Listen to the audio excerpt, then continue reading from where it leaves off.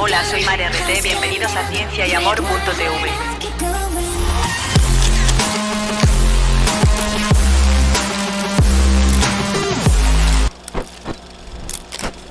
¿Qué es la epicrisis o qué son las crisis epilépticas? Yo creo que ya a esta altura conocemos lo que son los programas biológicos, que es lo que la medicina oficialista llama enfermedad. El doctor Hammer descubre hace más de 40 años las 5 leyes biológicas y descubre el origen de la enfermedad, que se origina por un shock, por un trauma en tu vida que surge de manera inesperada, vivida en soledad. Es ahí cuando la psique, el cerebro y el órgano se modifican, surgen alteraciones para adaptarse a esa situación conflictiva y traumática. Así pues, no podemos considerar la enfermedad como algo aislado, sino englobado en estas 5 leyes biológicas descubiertas, ocultadas, que te explican más concretamente lo que es la enfermedad y su desarrollo. En otros vídeos ya explico las 5 leyes biológicas, pero bueno, resumidamente repito, normalmente durante el día estamos en un mínimo de simpaticotonía que se alterna con la noche, con la vagotonía, para que surja la reposición biológica,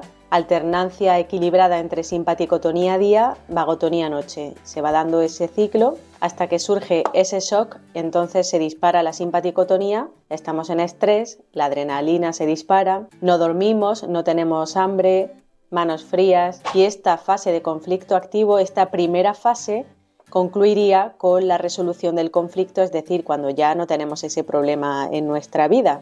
Entonces, obviamente, lo que era una simpaticotonía ahora pasa a lo contrario, a ser una vagotonía, que sería la entrada a la segunda fase de este programa biológico. La primera fase sería la simpaticotonía cuando hemos entrado en el conflicto, la segunda fase una vez se resuelve el conflicto. Esta fase se llama PCLA, fase de conflictolisis A, donde surge el edema, la disolución de los tumores, la actuación de microbios. Según la capa embrionaria que se haya afectado en el conflicto activo, así va a surgir de una manera o de otra la segunda fase del programa biológico.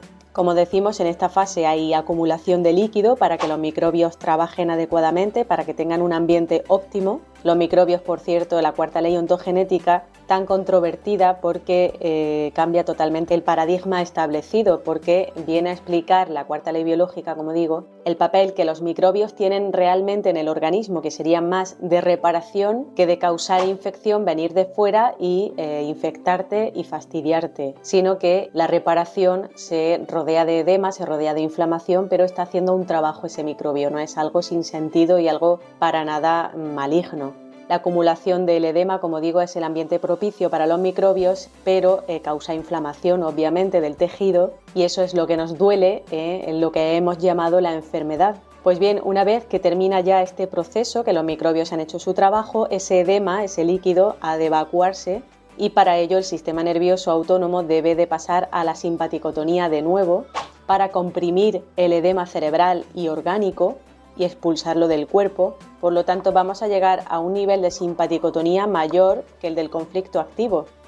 Una vez que se elimina el edema, viene la segunda fase, la fase de cicatrización y la fase urinaria, que sería la PCLB, la fase de conflictolisis B, que optimiza el tejido y de nuevo volvemos a la normalidad, que sería la alternancia en valores normales, simpaticotonía, vagotonía, día-noche.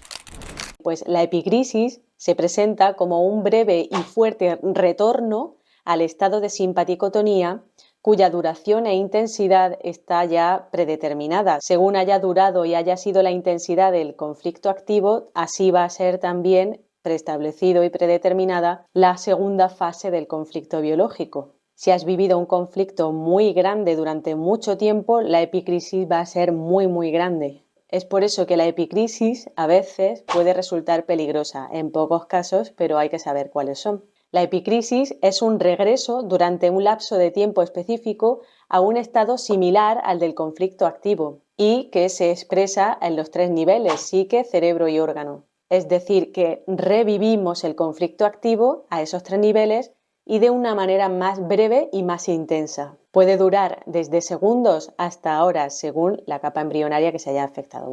Y puede ser y suele ser muy desagradable porque aquí surge la ansiedad, esos picos de ansiedad que no entendemos de dónde nos vienen, dolores de cabeza agudos, pesadillas, suele ser momentos desagradables. Hay que tener paciencia porque van a pasar.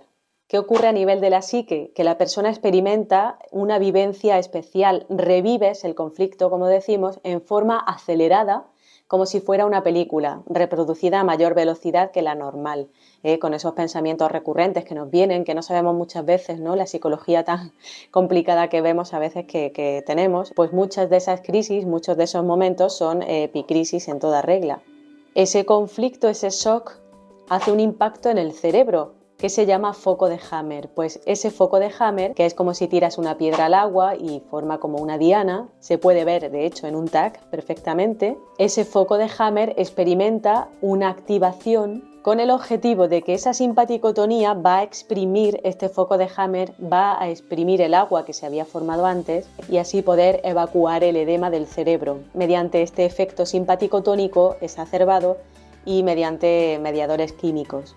De hecho, posteriormente a esta etapa, la epicrisis, se puede observar en el TAC la disminución del tamaño del foco de Hammer. Y por último, el cuerpo, el órgano que se ha afectado, que se ha adaptado a la situación que has vivido dramática. Ahí se pueden apreciar diferentes expresiones corporales según se trate de una crisis epiléptica o epileptoide. En caso de presentarse una crisis epiléptica, se observan convulsiones tónico-clónicas. Y cuando se trata de crisis epileptoides no presenta esas convulsiones. Y aquí habría que entrar en detalle también, pero en este vídeo no nos vamos a meter a desglosarlo mucho. Otra característica es que cuando ya hemos pasado la cumbre de la epicrisis, comienza la fase diurética. Se denomina así porque se inicia el periodo de gran eliminación urinaria, que como hemos dicho es cuando se elimina el edema corporal tanto a nivel cerebral como a nivel orgánico.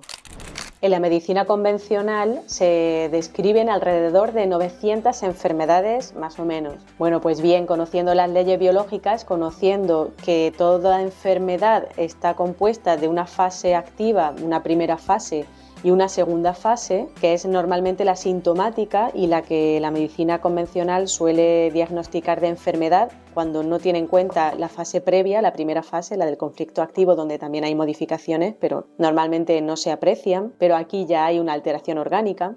Entonces, conociendo que la enfermedad, por así decir, se compone de dos fases, la primera fase de conflicto activo y la segunda de resolución del conflicto, cada una con su sintomatología, podríamos englobar de alguna manera a todas las enfermedades de la medicina convencional en 360 enfermedades frías, que se llama, porque con la simpaticotonía hay frío, manos frías, todo esto que hemos dicho cuando tenemos el conflicto, y otras 360 enfermedades calientes, o sea, en vagotonía, lo cual resultaría en la explicación completa sobre más de 700 patologías.